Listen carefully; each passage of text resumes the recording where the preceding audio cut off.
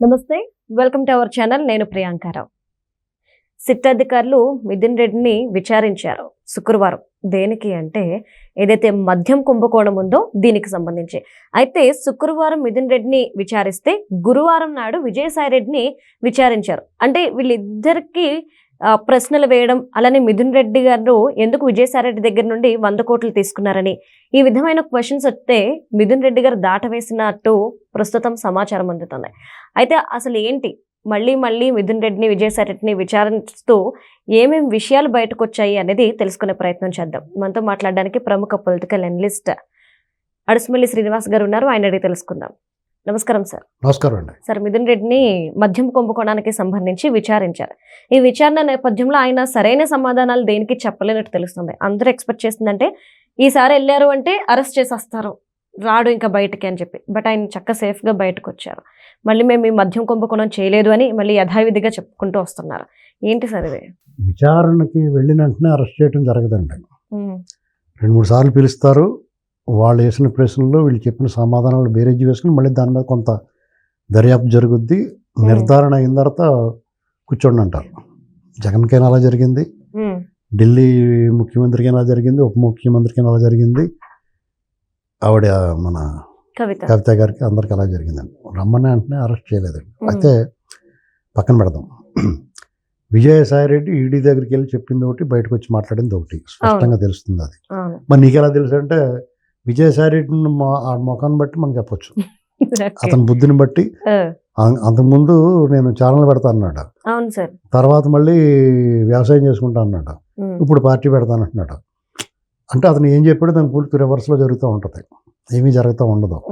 పైగా జగన్మోహన్ రెడ్డి శుద్ధపోస బెర్రిపప్ప, అతనికి ఏం తెలియదు, అంతా కూడా క్వార్టరీ చేసింది అంటాడు. ఆ క్వార్టరీని తప్పించేసి నన్ను పెట్టుకో, నీ పని బాగుంటుందని చెప్తున్నాడు. ఇంకోటి ఏంటంటే ఇండైరెక్ట్గా అతనికి అదే హింట్ ఇస్తున్నాడు. ఇంకోటి ఏంటంటే ఈ కూటమి ఇలా ఉన్నంతకాలం నీ వల్ల కాదు, ఆ కూటమి చెడగొట్టాలంటే అలా సన్నాసుల వల్ల అవ్వదు, నా వల్లే అవుద్దు అని చెప్తున్నాడు ఇండైరెక్ట్గా. నన్ను పెట్టుకుని నువ్వు పెట్టుకుంటే నేను వాళ్ళని ఎడగొడతాను, నా ప్రయత్నం చేస్తాను. గతంలో నేను చేసి పెట్టాను కదా విజయవంతంగా, బీజేపీని టీడీపీ విడిపోవడానికి నా ప్రయత్నం నేను చేశాను కదా, అలాగే మళ్ళీ చేస్తాను అని ఇండైరెక్ట్గా చెప్తున్నాడు. ఒకవేళ అలా చేయకపోతే నువ్వు పాదయాత్ర కాదు మోకాళ్ళ యాత్ర చేసినా కానీ నువ్వు గెలవలేవని చెప్తున్నాడు. అవును సార్. అతనిలో సీక్రెట్ ఏం పెట్టలేదు. ఆ విషయంలో జగన్కి ఇచ్చి మెసేజ్ ఇచ్చేస్తున్నాడు. ఈడీకి ఏమో ఈ రాజకేశ్ రెడ్డి బ్యాచ్ అందరు చేసినవి అన్నీ చెప్పేశాడు, చెయ్యట్టుకుని వెళ్ళి ఇంకా దాచిన డబ్బులు అన్నీ చెప్పేశాడు. బయటకు వచ్చి జగన్కి చెప్తున్నాడు. అదేనండి అతను. ఇంకా ఈ మిథున్ రెడ్డి గారు ఉన్నాడు అనుకోండి, అతను ఏసీబీకి వెళ్ళాల్సిన వచ్చినప్పుడేమో ఏసీబీ కోర్టులో నాకేమో పార్లమెంట్ ఉంది, లేకపోతే జనవరి 26 కార్యక్రమాలు ఉన్నాయి, అది ఉన్నాయి, ఇది ఉన్నాయని చెప్పి కోర్టులో అడుగుతున్నాడు. ఈడీ దగ్గరికి వచ్చేటప్పటికి మాత్రం చచ్చినట్టు వెళ్ళాడు శుక్రవారం నాడు. అతను సంతకం పెట్టాలి. దాన్ని తప్పించుకొని మరి తప్పుడు సమాచారం ఇచ్చాడు కదా అతను, కోర్టుకి తప్పుడు సమాచారం ఇచ్చాడు, అడిగాడు కదా పర్మిషన్ ఏసీబీలో. దాని మీద మరి లీగల్ టీం ఏం చేస్తారో చూడాలి. ఇప్పుడు వీళ్ళనే కొంతవరకు ఏటి యాదవ కేసులను అనుకుంటున్నారేమో అనుకుంటున్నాను ఈ లీగల్ టీం కూడా. చిరాకు వస్తుందేమో వీళ్ళ మీద, అన్ని కేసులే కదా అసలు, గంపల కొద్దీ వెళ్ళిపోయే అంత కేసులు ఉన్నాయి వీళ్ళ మీద. ఈ లీగల్ టీం విసిగెత్తిపోయే అంత కేసులు ఉన్నాయి వీళ్ళ మీద. అసలు వాళ్ళకి అలుపు అలసట లేకుండా పనిచేస్తున్నా కానీ వీళ్ళ పిటిషన్ల మీద పిటిషన్లు పెడతాం, డిశ్చార్జ్ పిటిషన్లో, తర్వాత బెయిల్ పిటిషన్లో, సుప్రీంకోర్టుకి వెళ్తాం, హైకోర్టుకి వెళ్తాం. ఇదంతా న్యూసెన్స్ కింద ఉందో రకంగా చెప్పాలంటే.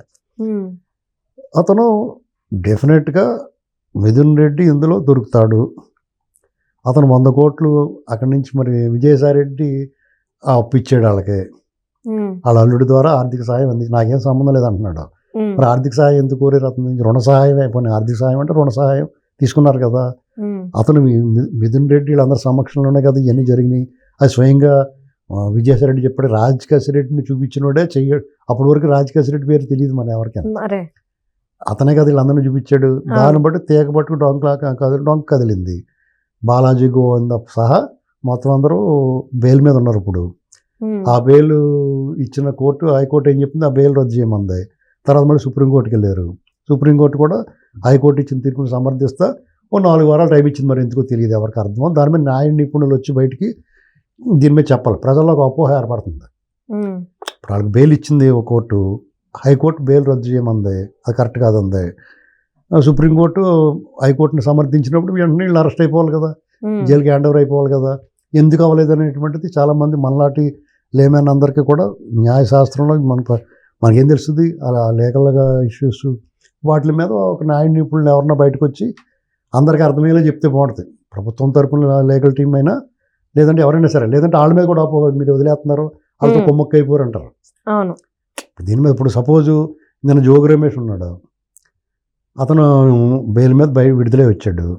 అతను విడుదలై వచ్చినాడు కొన్ని దాంట్లో గంటలు వేసుకుని ఏదో కొడుకుని ముద్దులెట్టుకున్నాడు, బయటకు వెళ్ళాడు. వెళ్ళినోడు వెళ్ళకుండా ఆ డీజేలు పెట్టి అదేదో పెద్ద ఘనకార్యం సాధించినట్టు బయటకు వచ్చాడు. బయటకు వచ్చిన తర్వాత అది కూడా ఓకే అనుకుంటే ఆ న్యూసెన్స్ క్రియేట్ చేశారు. దాన్ని ఆ డిఎస్పీ గారు అడ్డుకుంటే అతని మీద విరుచుకుపడ్డారు, ధర్నాలు చేశారు. చంద్రబాబు నాయుడు గారిని దూషించాడు, నోటికి వచ్చినట్టు మాట్లాడాడు. మీ ఇంటికి వస్తాను మళ్ళీ అన్నాడు. మోకాలు చెప్పులు తీసేస్తారు ఈసారి వెళ్తేనే, అది వేరే కదా. కానీ ఇవన్నీ దీని మీద ఈ న్యూసెన్స్ కేసు మీద ఇంటికి వెళ్లకుండా మళ్ళీ లోపల పెట్టాలి. అప్పుడు కరెక్ట్గా కరెక్ట్గా యాక్టివ్గా ఉన్నట్టు డిపార్ట్మెంట్లో. ఊరికే గడ్డం కింద బెల్లం మొక్క పెట్టి బతిమాలతో ఎవడంటాడండి. వీళ్ళైనా ఏమో తెలీదు, గుర్తులేదు, మర్చిపోయామంట మొదలెట్టారు. దాన్ని ఎలా చెప్పించాలో వాళ్ళు తెలుసు, కానీ వీళ్ళు హై ప్రొఫైల్ అయిపోయారు. ఈ దేశంలో చట్టం బాగా పలుకుబడి ఉన్నవాడికి, డబ్బు ఉన్నవాడికి, రాజకీయ అధికారంలో రాజకీయంగా అండదండలు ఉన్నవాడికి ఒకలాగానో, సామాన్య మధ్య తరగతి సగటు పౌరుడికి ఒక రకంగానే ఉన్నదనేటువంటి స్పష్టంగా జగన్మోహన్ రెడ్డి పుణ్యాన పాలు నీళ్ళలాగా విడిగా తెలిసిపోతుంది అందరికి.